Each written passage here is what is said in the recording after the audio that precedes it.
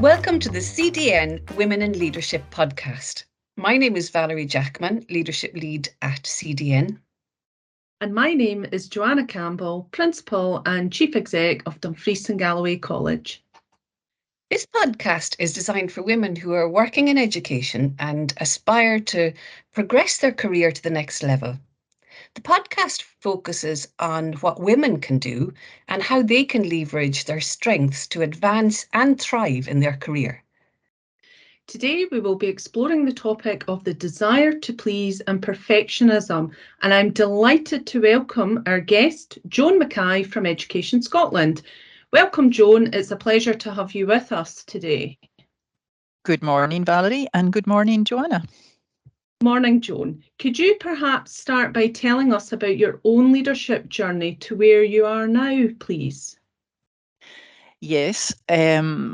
So that's always an interesting question, because where does your leadership begin? And I think my leadership began as a child, which sounds a very strange thing to say with confidence. But I had a great degree of freedom in the village in which I grew up. I was brought up on an island in what were pretty ideal circumstances for a child, and then I had leadership roles in the community, and then throughout my school and into secondary school. And it's only when you're, of course, much further down the line that you look back on all of that and you see how that has helped to shape why you think the way you do and why you do the things you do. And then I had all sorts of, plans about what I might want to do. And interestingly, they were tied in, I now recognise, to issues such as social justice. So at one point, heavily influenced by Atticus Finch, of course, when I read the book about his work. So I did look at law at one point, but anyway, here we are. And I went down the route that everybody said I should do, which was become a teacher, Joan. And I said, no, I won't become a teacher because you've told me to. But I did. And I loved it, and I still love it. And I've been a deputy head and a head teacher, and had various secondments to government and other places where the learning was fabulous, at national level and international level. And I joined HMI, Her Majesty's Inspectorate, and learned a lot in that job from that perspective, including at that point getting an insight into a huge range of Scottish education across the system, which was fabulous. And I am now heading up curriculum innovation in Education Scotland, and that is wonderful and exciting and challenging in equal measure.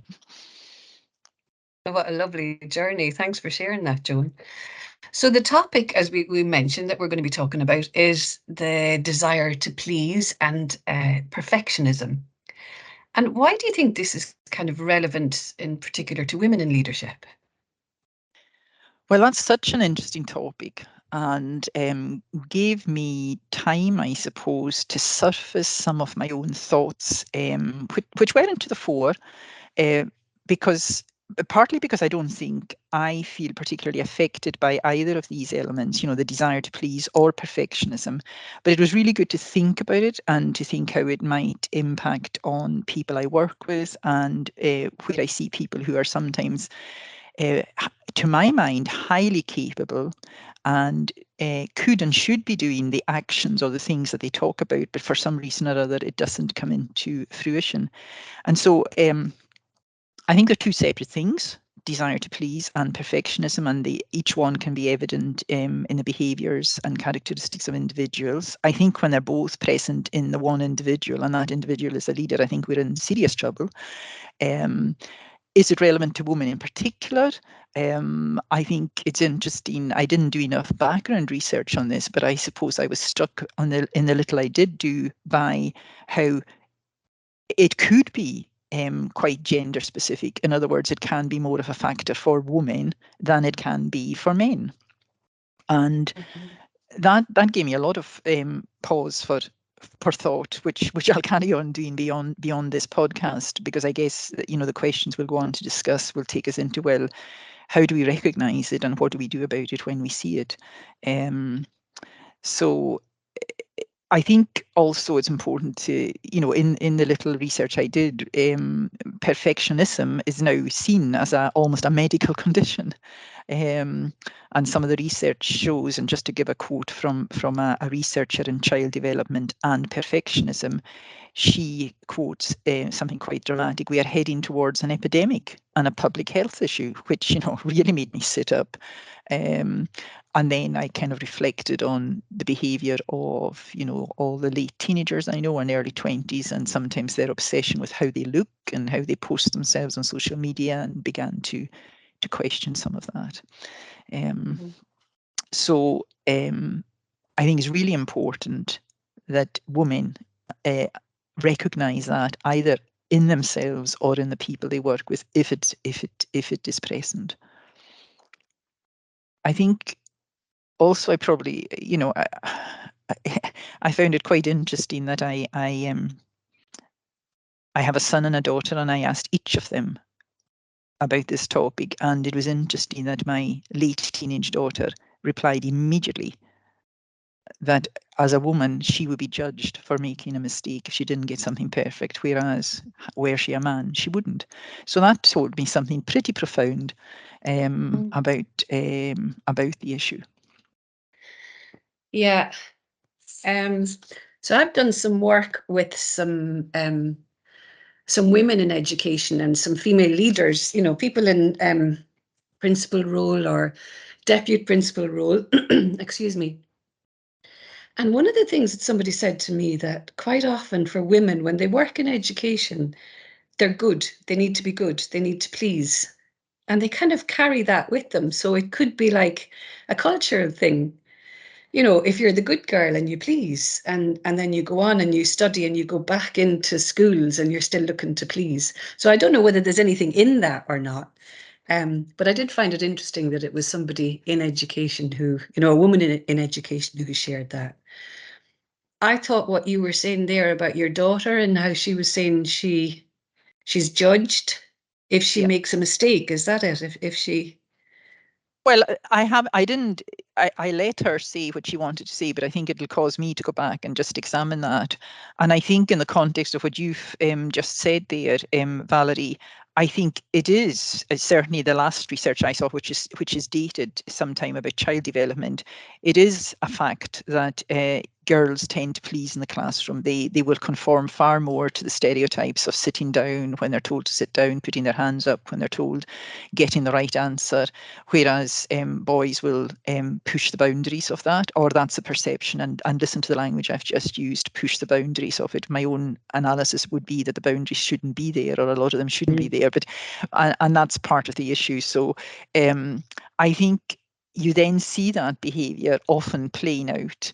And since we're talking about education, I have seen that very, very clearly, where it is still a very hierarchical structure.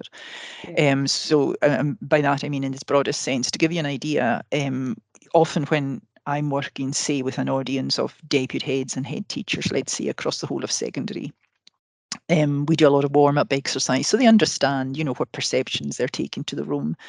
And one of my favourites to do is to say, okay, we're about to think about other pathways for young people to follow, which aren't the traditional ones. And I'll say to them, how many of you, put your hand up if you were a reasonably good boy or girl in school? And you'll almost certainly get every hand in the room going up. And then I'll say, how many of you moved from secondary school into big school, I call it, whether it's college or university, big school? And again, all the hands will go up. And how many of you, relatively speaking, were a good boy or a girl in big school? Yes. And all the hands will go up again, with one or two, what did I mean by good, and so on. And then I say, and how many of you went back to school? And when we pause and we say, therein lies our problem. If we don't examine that, both as men and women, what that means and what that does, and how that builds our assumptions and our perceptions, and how we then take all of that to judge the world that we're designing and responsible for and leading, then we have a kind of a problem. And if you then build into that part of that good behaviour that both the men and the women, and possibly the women more so, displayed, then I think you're going to see that desire to please being a very, very strong factor. And it carries on in my own evidence of, for instance, interviewing head teachers, is that you still have that sense of looking for the right answer. So, if I, as an HMI, for instance, in that role, perceived rightly or wrongly to be in a position of power, if I don't handle my questioning in that situation really well, what I'm allowing to happen is the person I'm asking the question of, and this person might be leading a school, I might be leading an enormous school doing fantastic things. If there is a desire to please, they are looking to give the answer they think I'm looking for. And I think that's problematic, really problematic to progress. Yeah. So. Oh, thank you, Joan. Joanna, from your own experience, the desire to please, I know you're a leader yourself, and you also have a number of female leaders, aspiring leaders in your organisation. What's your sense of that? I think, it goes back to the traits that women have, that make them inherently different to their male counterparts. So, the ability to nurture, the ability to be intuitive to other feelings. And I'm not saying that men don't have those traits, but I think, we're mothers, we're carers, we're sisters, and a lot of those traits come with those roles that we play within our lives. I think FOPO, fear of other people's opinion, is a really serious issue with women, and that drives us to try and please. But from my own experience, I think that, your younger self tries to control what other people's opinion of you might be through your actions, through your desire to please. But actually, age and the experience that you develop as you go through life really helps you to become more wise to what you need to do as opposed to what you think you should be doing. And as a leader, I think you kind of desensitize to, always trying to please everybody, because you're never going to please everybody. So when I say desensitize, what I mean there is you develop the confidence to take difficult decisions, and decisions which won't please everybody, but, and this is an important point, ones that are fair and ones that people will respect you for making those decisions, whether they don't necessarily agree with them. They will at least understand that you're coming at this from a position of fairness, equity, and doing the right thing ultimately. So that, that's kind of my take on it. And I think there's something about developing the culture as well, where women are encouraged to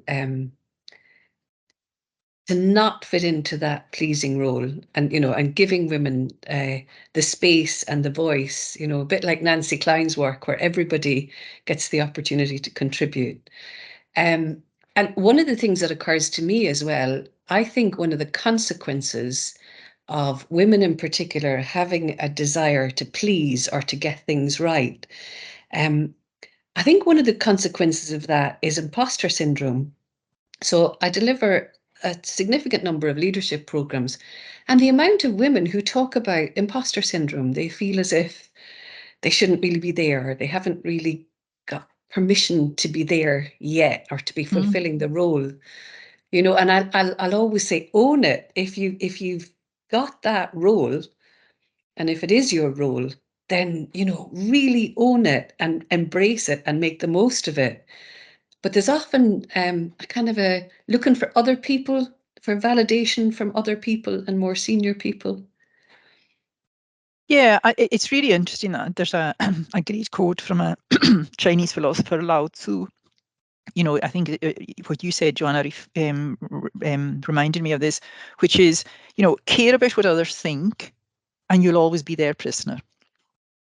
And that's, pretty profound. And if that desire to please is about that, then, as you say, there needs to be a recognition at some point that you need to break out of that to fulfill whatever your leadership is called to be.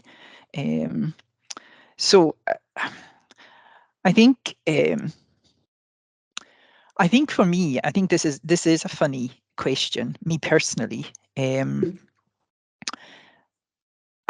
you know, just to make you smile, when I said to my team who I work with, you know, obviously all day, every day, I'm going to do this podcast, and they said, you know, what's the topic? And I read it out: the desire to please and perfectionism, and the response was uproarious and outrageous laughter.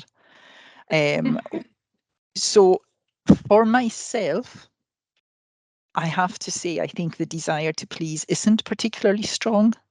I really went back over my kind of leadership journey and thought, where did that come from? And partly, again, if I go back to my childhood, I, as I said, grew up in a small community, and often there were things that you were expected to do, and every time I found myself challenging them. Maybe not verbally, but challenging why. And sometimes I agreed that they were the right thing to do, but other times I thought they're only happening because everybody wants to keep in harmony here, but they're not actually doing the right thing. The right thing is too difficult for them, or the right thing upsets the status quo.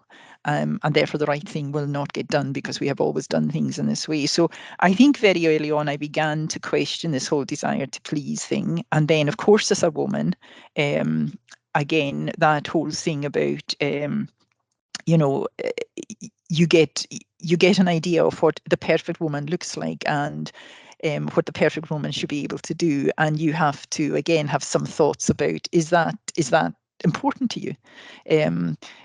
Does that become part of who you are? And for me, it didn't. But I can come back to that later. But I think if you begin to see that, it's really important that we recognize that in the people we work with, and especially, you know, in our leadership roles, that is no point in just focusing on ourselves and being aware of it for ourselves and attending to it in ourselves.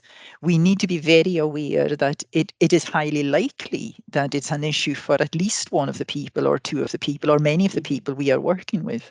Yeah. And it's been alert to that, and where that then gets in the way of what I call the good work and the work that needs to be done. I think that's one of the things that we need to think about. Yeah, and that was going to be my next question. So, you know, if we're aware, whether it's relevant for us or for other people, if we're aware that there may be a desire to please and to get things right, how do we start to then support those people so that they can actually bring the real thoughts and ideas that they've got? And, you know, what you're saying is first of all, just have an awareness of it. But is there anything else that either of you think that we can do? I think it's probably building an environment where women can develop that confidence to you know, step up to the role that they're in. I mean, I always say to my senior team, you've earned a seat at the table, you have a right to be there. You've done that by demonstrating that you have the skills and abilities to operate at that level, and that applies to men and women. So it's about building the confidence through, whether it be, you know, project activity within college or across the sector or with industry or whoever. That's, you know, one of the ways in which I think we can help move that forward. Yeah.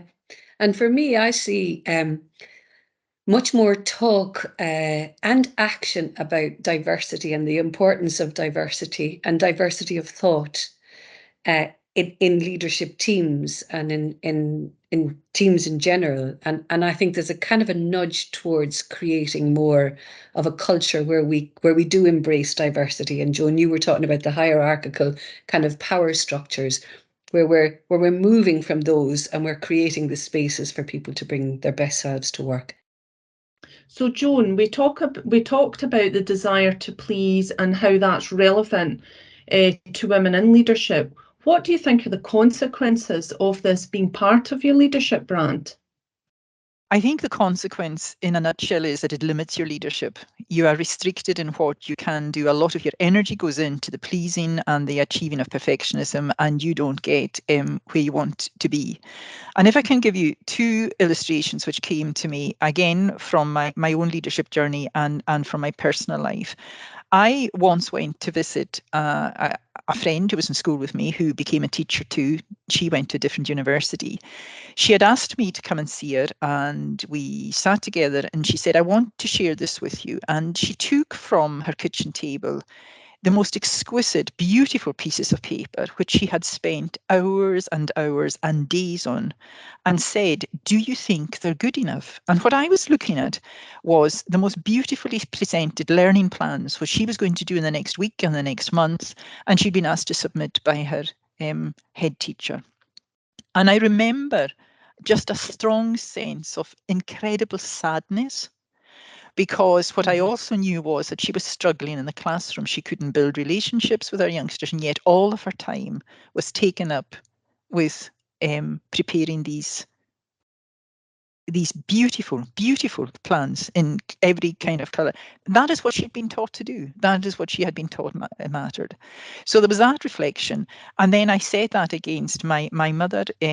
My mother is now gone, but one of the phrases she used as we were growing up, and she had 4 children and a big house and to run, and a grandmother in the house. And every so often she would say this phrase, which at the time irritated me. And it was in Gaelic, Gian a chúis. Gian a chúis. And it was, it will do.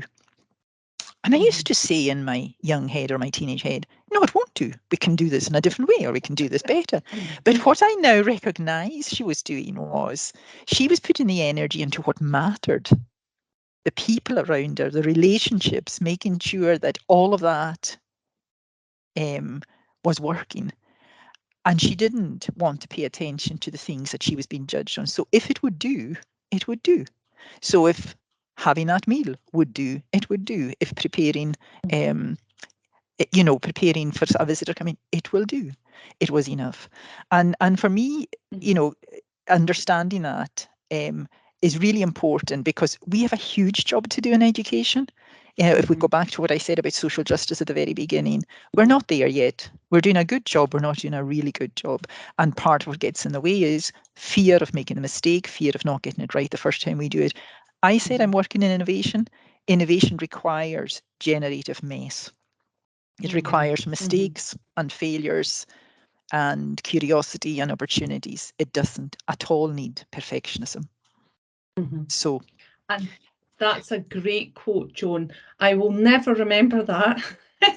But I think that, the sort of essence of it is correct. And also learning to cut corners as well, where appropriate, without diminishing the quality of what it is that we're trying to do.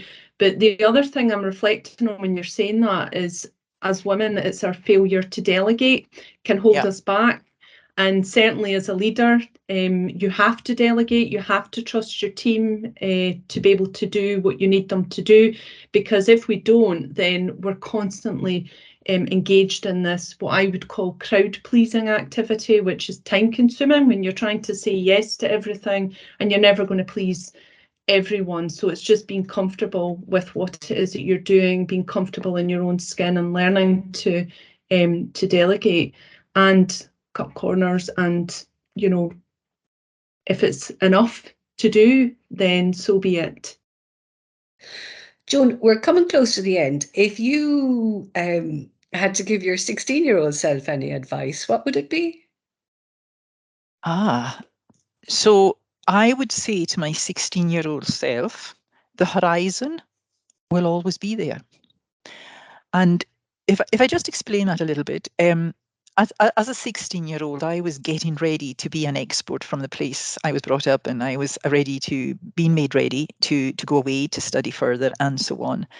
And I was always fascinated as a child by the fact that you can stand at any, at certain points in the island, and you can almost see a 360-degree horizon, and the sea is there going in all different directions, as is the land. And it was only much later when I had coaching in my leadership journey, I was asked to think of an image that had an impact on me. And this is what came back. And I find that fascinating that, my place of solace is the horizon, but it's also my place of challenge because the horizon beckons me. There's something there beyond the horizon that is still to be discovered and still to learn. And for me, going on learning, going on discovering for as long as I live and breathe is hugely important. It's the energy that keeps me going. And yesterday, for instance, I just needed to take a break from work. And what did I do? I went for a walk to find the horizon. And I stood and I looked at it until my energy was restored, and I came back. So I would say to my 16-year-old self who was, thinking about moving away from all of that, the horizon will always be there. That's what I will say. Oh, what a beautiful message. Wow. And if you were to give other women on their leadership journey, if you were to give them a couple of tips, what would they be? Or, bits of advice or support, what would it be? So I think the important thing sometimes is we ask this question about what would you want to do to progress your career. I think the progressing of your career is far less important because of what it's become in our society than the development of your leadership. And so my focus is on what do I need to do? What do we need to do to develop our leadership so that we are doing the best we can possibly do to change what needs to be changed? And my leadership will always be about change where change is needed and change for the better. So my 3 things would be, first and foremost, be true to yourself. Really true to yourself. Know who you are. And I think that goes sadly awry in, all the conversation we've had in the past 20 minutes about the perfectionism thing getting in the way. Be true to yourself. Who are you? And what do you believe in? What is your moral purpose? Mm-hmm. The second one would be do what is right. Do what is right and do it right. And again, if you've got perfectionism, that will get in the way of doing it right. And the third one would be remember your humanity and find humour and joy and laughter in every single day, wherever it is. It will be there. And that's a perfect antidote to where we sometimes lose balance in who we are as leaders. So these would be my three tips. Be true to yourself, do what is right and do it right, and find joy and laughter in every day. Joan MacKay, once again, I have been completely inspired by this conversation. So I'm hugely grateful to you for that. Joanna, do you want to add anything before we finish up? No, just to say, Joan, fascinating as ever. And I was having a little wry smile to myself when you were talking about your childhood there and the expectations. And I should disclose at this point that I was actually, or I am, I should say, the daughter of a teacher who expected me to go into the teaching profession. And subsequently, I guess you could say I did eventually, but as you can imagine, I spent a lot of time fighting against that career path. But no, it was really, really fascinating, Joan, and your insights are really, something that all of us should take on board in our leadership journeys as well. So thank you very much. Yes, thank you. So I'm going to finish then with a quote that I found this morning. It's a quote from Lisa Carmen Wang, and I thought it was very appropriate to finish our conversation today. Lisa said, "A woman steps into her full power not when she's finally given permission to do so, but because she realizes she never needed permission in the first place." Amen to that one. So Fabulous. thank you very much, ladies. Bye.